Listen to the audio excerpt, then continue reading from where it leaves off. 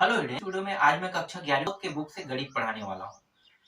मैं आप लोगों को प्रबोध के बुक से पढ़ा रहा हूँ और मेरे पास एक प्रबोध का बुक है, युग बोध का नहीं है, तो इसलिए मैं प्रबोध के बुक से पढ़ा रहा हूँ। तो जिनके पास प्रबोध का बुक होगा वो लोग मेन कर सकते हो, नहीं होगा तो आप लोग अभी से प्रबोध का बुक खरीद लेना, ठीक है। क्योंकि कई स्कूलों में युग बोध का बुक चलता है, कई स्कूलों में नवबोध का बुक चलता है, तो बुक में थोड़ा सा प्रश्न जो है वो चेंजेस रहता है, ज्यादा नहीं थोड़ा सा, लेकिन बनाने का तरीका और सोल्यूशन जो है वो एक जैसा रहता है। तो सबसे पहले हम लोग अध्याय 1 को देखेंगे, है ना। तो अध्याय 1 में क्या है, समुच्चय प्रश्नावली के प्रश्नों को डायरेक्ट हल करेंगे। इसमें कोई उदाहरण के प्रश्नों को नहीं देखेंगे, फालतू टाइम वेस्ट है ये पूरा उदाहरण के प्रश्न, क्योंकि उदाहरण से आपके एग्जाम में प्रश्न नहीं आते हैं। प्रश्न जो आते हैं वो प्रश्नावली के प्रश्न से, क्योंकि ये 11वीं क्लास है, 12वीं क्लास में उदाहरण और प्रश्नावली दोनों को मिला के प्रश्न आएगा। कक्षा 11 का पूरा प्रश्नावली के प्रश्नों को बस हल करेंगे, और जितना बारीकी से आप लोगों को मैं पढ़ाऊंगा अच्छे से सीखना और समझना।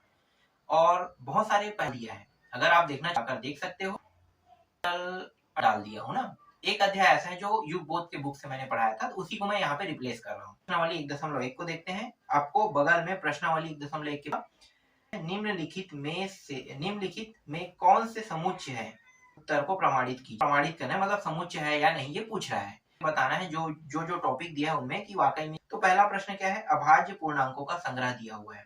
अब यहाँ पे पहला क्या कह रहा है, अभाज्य पूर्णांकों का संग्रह।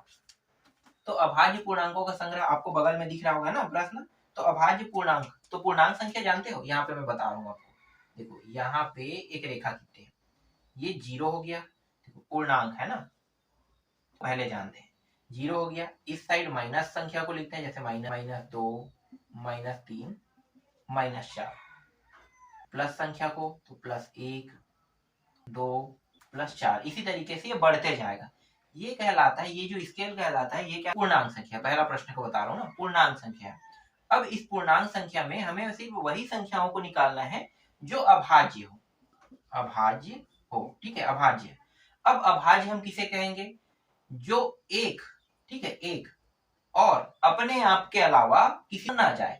एक क्या भाग कर रहा है ना, एक एकम एक भाग जा रहा है, 2 एकम 2 भाग कर रहा है, और ये जो है इन सभी संख्याओं को भी भाग कर रहा है। तो के अलावा किसी दूसरे संख्या से भाग ना जाए, उन्हीं को हम क्या कहते हैं। जैसे कि 3 जो है 4 से नहीं जाएगा, 5 से नहीं जाएगा, एकम 3, तो मैंने अभी क्या बताया। और तो 3 एकम है ना, 1 तिया 3 होता है, तो 1 से भाग तो जा रहा है, और 3 अपने आप से और 1 से बस भाग ना जाए, वही क्या कहलाएगा, अभाज्य। तो 3 जो है वो दूसरे संख्या से भाग नहीं जा रहा है। 4 से जा रहा है कि 5 से जा रहा है, क्या ये 2 से जा रहा है, क्या नहीं जा रहा है ना। तो यहाँ पे अभाज्य संख्या क्या हो गया, 3 हो गया, ठीक है। प्लस में नीचे में लिखता हूँ तब आपको अच्छे समझ में आएगा, 3 में, ठीक है। अब इधर जाते हैं, तो इधर देखो यहाँ पे 2 भी वही है ना, 2 भी अभाज्य है, 3 से नहीं जा रहा है, 4 से नहीं जा रहा है, तो मतलब 2 भी अभाज्य हो गए, ये भी हो गया। फिर आगे बढ़ेंगे तो 4 तो जा रहा है भाई, 2 के पहाड़ा से पढ़ के देख लो, 2 दूनी 4 जा रहा है, ठीक है। तो 4 तो आएगा नहीं, तो 5 आ गया। और आगे बढ़े तो 6 जो है वो 3 के पहाड़े से भाग जा रहा है, तो 3 भी तो 6 जो है वो होगा नहीं। फिर 7 पे जाते हैं तो 7 होगा। तो इस तरीके अब माइनस रिएक्टर को देखते हैं, है ना। तो माइनस में, तो माइनस देखते हैं, तो -2 है, ये आ जाएगा। फिर माइनस ये आ जाएगा, फिर इसी तरीके से यहाँ पे रहो, और ये फिर -7, और ये डॉट डॉट करके आगे बढ़ते रहेगा, ठीक है। तो ये क्या कर रहे हैं ना, तो अभाज्य पूर्णांक संख्या से निकालते हैं, एक समुच्चय प्राप्त हो रहा है, ठीक है। हमें यही बताना था कि समुच्चय है या नहीं। तो ये क्या है, पहला जो प्रश्न है वो आपका समुच्चय है, ठीक है। क्लियर हुआ, ये समुच्चय निर्माण कर रहे हैं। दूसरा प्रश्न, गणित में संग्रह। चलो ये गणित में आप कठिन अध्याय को देखो, ये आपका गणित का बुक है प्रबोध, और प्रबोध की बुक में टोटल अध्याय जो है वो 25 अध्याय है। वो में आपको कौन सा अध्याय कठिन लगे, आपको जो कठिन लगे कठिन लगे, दूसरों को भी कठिन लगे। 25 कठिन लग सकता है, लेकिन आपको दूसरे के लिए कठिन मत जाओ कि समूह नहीं है। क्यों समुच्चय नहीं है, क्योंकि जो 25 अध्याय दिए है ना, उसमें आपको जो कठिन लगेगा वो दूसरों को समुच्चय नहीं है। जो आपको कठिन लग रहा है वो सबको कठिन लगना। तीसरा, विश्व के सर्वश्रेष्ठ 11 बल्लेबाजों का संग्रह। भाई इसको भी नहीं निकाल सकते, दुनिया का सबसे नंबर 1 बल्लेबाज ये है, जैसे विराट कोहली को कह देगा। हर एक व्यक्ति की सोच और कल्पना अलग अलग होता है, नहीं निकाल सकते। यह समुच्चय नहीं है, यह समुच्चय निर्माण, ठीक है, नहीं करता है। आपका को मिल गया, ठीक है। 3 प्रश्नों को मिटा देते हैं।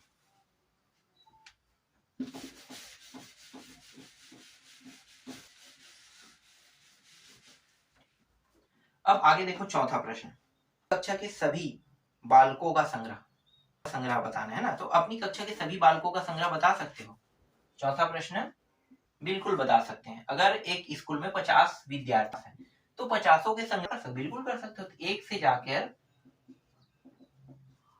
है ना, अपनी कह रहे हैं तो भाई आप 11वीं में आपके में 50 है, किसी के 60 है, किसी के 70 है, किसी में 80 है, तो ये समुच्चय निर्माण कर रहा है। तो यहाँ पे लिखो इसको समुच्चय निर्माण कर रहा है ना, मतलब ये समुच्चय निर्माण कर रहा है। तो ये जो प्रश्न है ये हल हो रहा है ना, समुच्चय निर्माण कर रहा है। पांचवा प्रश्न में आ रहा है। पांचवा प्रश्न है 100 से कम सभी प्राकृतिक संख्याओं का संग्रह।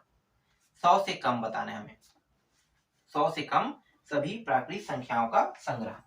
तो 100 से कम सभी प्राकृतिक संख्या, देखो एक से लेके ये जो है इंफिनिटी तक बढ़ते, 1 2 इस तरह 3 तक बढ़ते हैं, इंफिनिटी तक बढ़ेगा, लेकिन हमें 100 से कम बताना है, कम प्राकृतिक संख्या।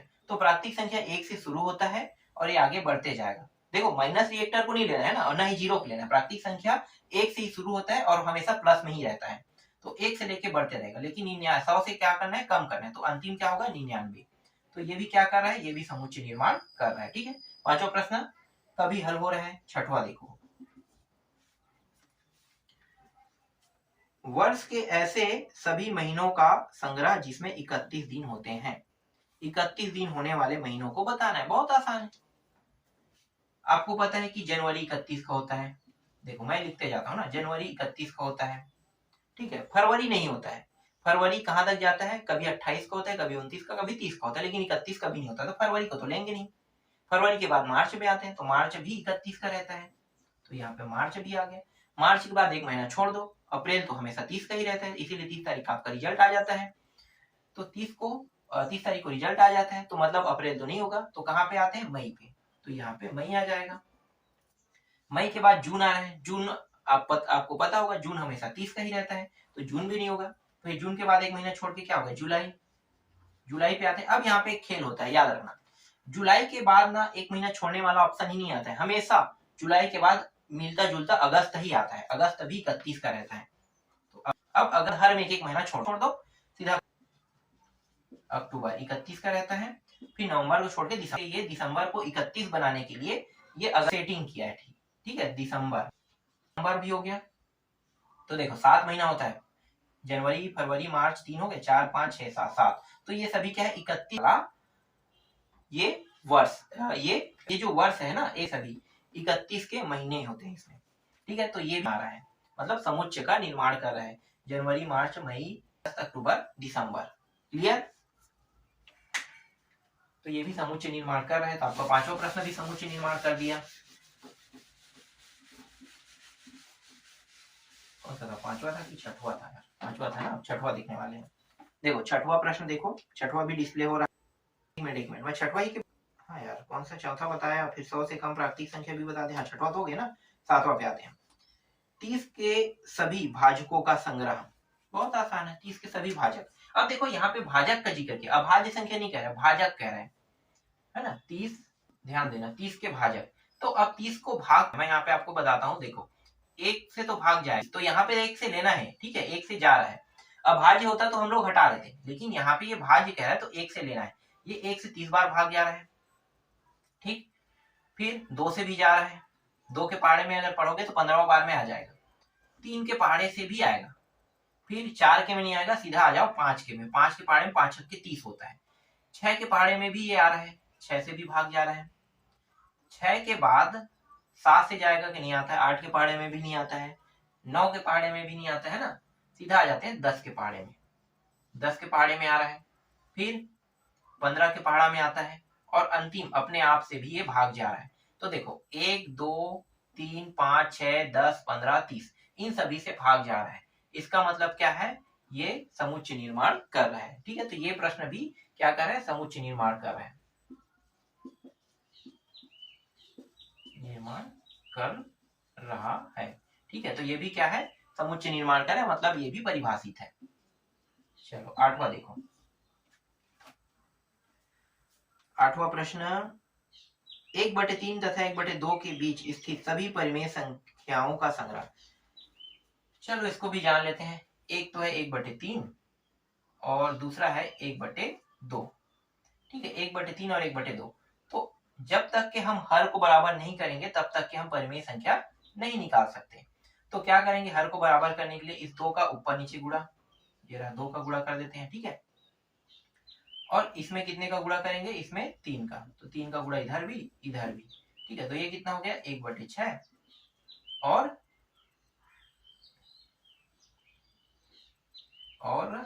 ये हो जाएगा कितना हो गया, एक सॉरी 2/6 और ये 3/6 हो गया। ठीक है, 2/6 3/6। अब क्या करेंगे, जितने संख्या निकालना होता है ना, जैसे संख्या कितना निकालना है 2 3 4, यहाँ पे लिखा तो नहीं, चलो 2 से और कर देते हैं इसको, 2 से और 2 से। ठीक है, अपने हिसाब से हम लोग डाल देते हैं कोई भी संख्या 2 से। ये हो गया 4 और 6 दूनी 12, फिर और ये 12। तो देखो इन दोनों के बीच में एक संख्या है 5/12। इसका मतलब क्या है, ये समुच्चय निर्माण कर रहा है। भले यहाँ पे एक संख्या है, अगर 3 निकालने के लिए कहते तो 4 5 संख्या निकलता, मतलब ये समुच्चय निर्माण क्या कर रहा है, इसको हम कह सकते हैं कि ये जो है ये एक समुच्चय निर्माण कर रहा है। ये कक्षा 9वीं के प्रश्न है। कक्षा 9वीं में परिमेय संख्या वाला दिया होता है, परिमेय संख्या निकालिए के कहता है ना, तो आप इसी तरीके से निकालते हो। तो कक्षा 9वीं वाला टॉपिक है, एकदम सरल आसान है।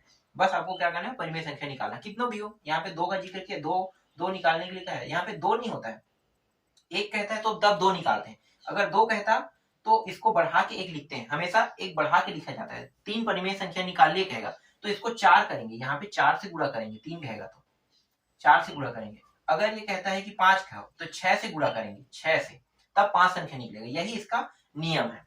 तो अभी मैंने एक परिमेय संख्या निकाला, तो मैंने कितने से गुणा किया, 2 से। एक बढ़ा के हमेशा किया जाता है। ठीक है, एक बढ़ा के हमेशा किया जाता है, तो यही इसका ट्रिक है। तो एक बढ़ा करेंगे तो देखो एक परिमेय है यहाँ पे निकल गया। ठीक है, तो ये भी क्या कर रहा है, समुच्चय निर्माण कर रहा है। अब अगला प्रश्न देखो, 8वां तक हो गया।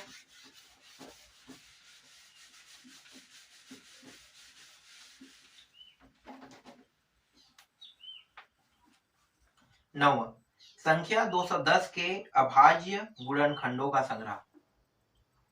अभाज्य गुणनखंड 210 के, तो गुणिया 210।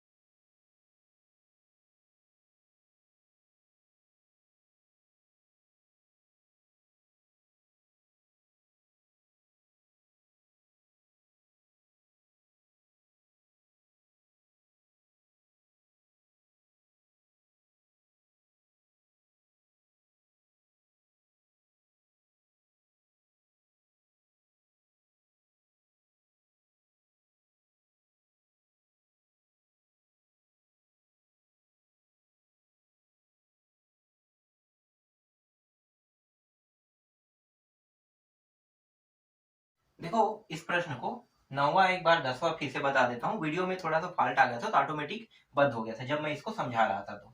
तो इसमें क्या पूछा है, 9वां जो प्रश्न है उसमें 210 के अभाज्य 210 के गुणनखंड के अभाज्य संख्या इसमें पूछा है। तो देखो जब हम गुणनखंड करते हैं 210 को तो सबसे पहले 2 से करेंगे। 2 से हो गया, फिर 5 से होगा, फिर 7 से, फिर 3 से। 2 के पहाड़े से कितने बार जा रहा है, 2 एकम 2, 2 शून्यम 2 पंचे, 5 के पहाड़े 5 दूनी 5 एकम, 7 के पहाड़ा 7 दिया और 3 के पहाड़ा से एक बार, तो 2 3 5 7, ये क्या है, ये सभी के सभी अभाज्य गुणनखंड है। 210 को ये क्या कर रहा है, 210 के अभाज्य गुणनखंड का हो, तो ये क्या कर रहा है, समुच्चय निर्माण कर रहा है ना, तो इसे हम क्या कहेंगे, समुच्चय निर्माण कर रहा है लिखेंगे। ठीक है, तो ये 9वां प्रश्न भी समुच्चय निर्माण कर रहा है। अब 10वां पे आते हैं, तो 10वां जो है यहाँ पे एक सर्व समीकरण नहीं, यहाँ सर्व समीकरण भी बोल सकते हो, बहुपद भी कह सकते हो, इसको कई अलग अलग नामों से जानते हैं। ठीक है, सर्व समीकरण तो नहीं है, इसको क्या कहते हैं, समीकरण। ठीक है, ये एक समीकरण है समझो। तो यहाँ पे x के 2 घात माइनस 5x प्लस 6 दिया हुआ है, इसके बराबर 0 है। इनके मूल निकालना है ना, मूल, और मूल कैसे निकालते हैं, गुणनखंड करके। ठीक है, गुणनखंड करके इसके मूल निकालेंगे, अगर मूल हमसे निकल जाता है तो ये भी क्या है, समुच्चय निर्माण करेगा। तो देखो ये जो -5x है, इसको इस तरीके से दो हिस्सों में तोड़ेंगे, जब इनका गुणा किया जाए तो 6 प्राप्त हो, और जोड़े या घटाए तो कितना प्राप्त होना चाहिए, -5 प्राप्त होना चाहिए, मतलब -5x।